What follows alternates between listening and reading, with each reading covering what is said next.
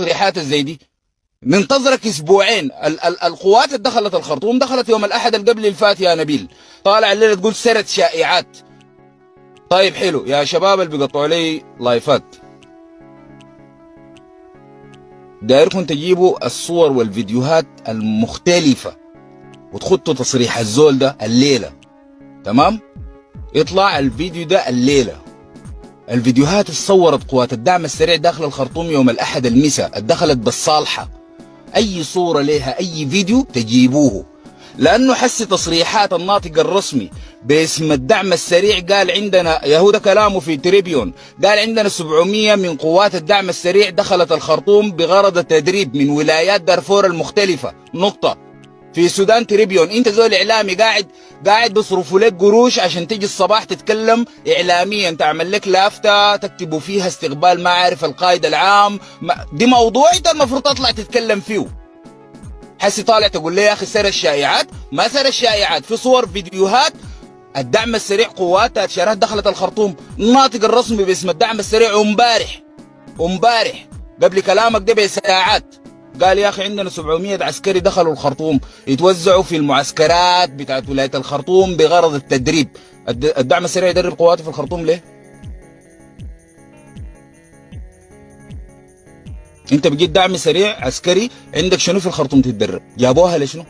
ده السؤال اللي سالناك له. تصريحات حميدتي انه يا اخي والله ندمان على مشاركه الانقلاب، هل الكلام ده شرعيا كده قانونيا بديه وظيفته الليله يقعد مع بتاعت الامم المتحده؟ بتاعت الامم المتحده لاقت البرهان بعد نص ساعه دخلت المكتب بتاع حميدتي يتصور معاها ونزلوا الكلام ده في الصفحه بتاعت الدعم السريع. الكلام ده قانونيا بيجي تيجي تنبذ الحته اللي انت شريك في شغوله ومعاهم متفق معاهم وموظف معاهم وماضي على ورقه معاهم، تيجي تقول والله يا اخي انا ما مع الناس دي. شغال شنو حميدتي حس يا ناطق رسمي؟ ده كلامنا اللي بنسال منه. استعداداتكم شنو لتطمين المواطنين؟ ده كلامنا اللي بنسال منه. لكن انا اشوف دبابات في الشارع، اشوف عساكر قافلين الشارع قافلين الكباري، تطلع تقول لي يا اخي سر الشائعات؟ سر الشائعات بعد اسبوعين دوبه سر الشائعات؟ سر الشائعات بعد اسبوعين الناس غيرت سفرها، غيرت مواعيد سفرها، رحلوا الباع بيته، والناس شايف الحاجه طالع دوبك بكل اطمئنان، ما في حاجه. كيف ما في حاجه؟ الامور تحت السيطره. الكلام ده داير له تفسير، شنو يعني تحت السيطره؟ الحرب في الخرطوم لو قامت يعني تكتيك كلها شنو؟ انا شايف انه مثلا حتقوم دائما احنا بنتزفى نهار شمس فوق. ليه؟ لانه دائما اللي بيجوا غازين ما عارفين الشوارع. يعني ضربة خليل كانت 4 عصر 3 عصر دل في مدرمان هناك المهندسين بدت، تمام؟ وضربوا ايمانك في انه في معركة جاية، انت دي كده مشيت معي مرحلتين كويسات، انه في حرب اهلية جاية، وانه الحرب دي ما نوع الحرب اللي بيحصل فيها طلقتين 3 بتاعت جبريل. ابراهيم يركب عربيته ويطلع، جبريل كان عابر والجنوبيين كانوا خلاص قرروا الانفصال، فمرقوا من الخرطوم اخذوا حقهم وبردوا قلبهم على موتة قرن وكده كويس. والضربه بتاعت هيئه العمليات كانت مرصوده ومرسومه، والناس كانوا يصوروا اللايفات يعني في الشارع، يعني جوا الحله، ما كانت حاجه دراما يعني، لا شفنا شهداء لا شفنا مساجين لا شفنا محاكمه. الجايه دي اسمها فناء. يعني الدعم السريع ده اول طلقه يفكها في السودان حميدتي ده. اسمع، الطلقه دي 1 في 2، يا حميدتي مات يا حكم، ما في حاجه اسمها يطلع وتجي تتفاوض معه، لا خلاص. ما هو حسع دي حميدتي والبرهان، الدعم السريع والجيش، الميليشيات والشرطه، الميليشيات والاحزاب، كلهم مساويين قاعدين في القصر الجمهوري. ما في حاجه اسمها اطلع لك من الخرطوم ده. ما قال لك الخرطوم ده حقة ابو منه، ده اخو عبد الرحيم اخو حميدتي.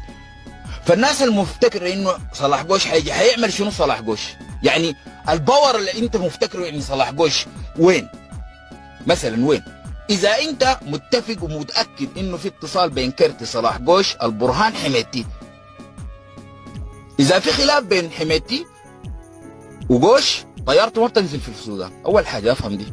وكان زمان مع الطليان بتاع انه ديل والنجوم ال5 كان رسل زمان برغيه جابوا له صلاح قوش ده مكرتن.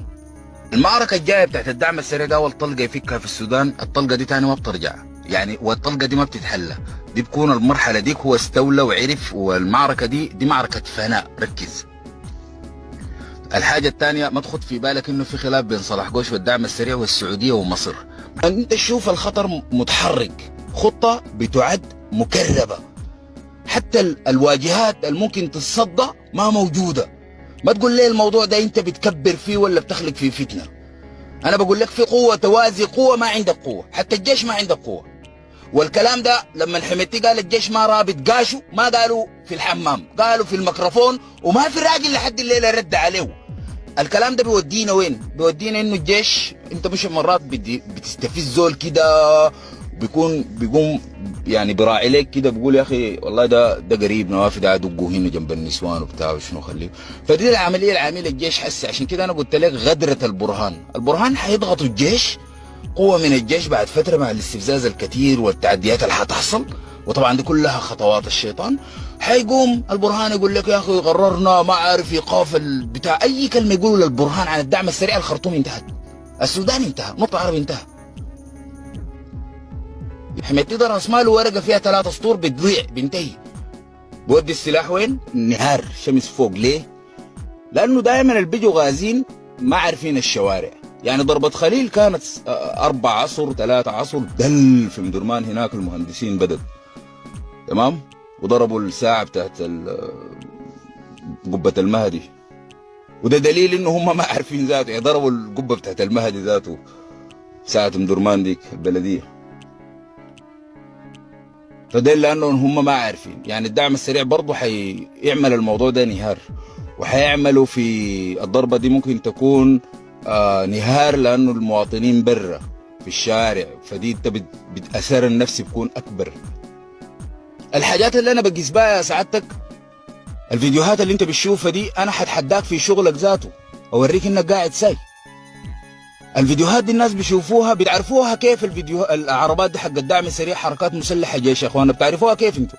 انا ما قاعد اركز معها، لكن انتوا بتعرفوها كيف. بالنمره صرف ما واضح، نمره غاف دال سين او قاف سين، قوات مسلحه شرطه مكتوبه كده. انا برضه ما بعين لي دي. تاني شنو؟ اللون بتاع التاتشر برضه ما بهمني. طيب العلم اللي في العربيه، يعني ممكن العلم والبرقيت اللي لابسينه الناس. انا بعين في شنو في العربات؟ اوريك يا سعادتك، عشان انا اوريك انه الحاجه اللي انا حاسيها شنو، الخايف منها. العربات اللي بتجي دي كلها فيها دوشكه، والدعم السريع تسليحه دوشكه، الجيش تسليحه مدرعات ودبابات. انا لو داير احارب الجيش مفروض اجيب اسلحه مضاده للدروع والدبابات، ولا شنو؟ يعني حميتي ما عارف انكم راكبين شنو؟ يعني حميتي ما عارف انكم عندكم صلاح الدين والمدرع، ما عارف البشير 1 والبشير 2، دي ما كلها مدرعات عندها دروع مضاده للدوشكه 30 ملي، دي ما بتعمل لها حاجه.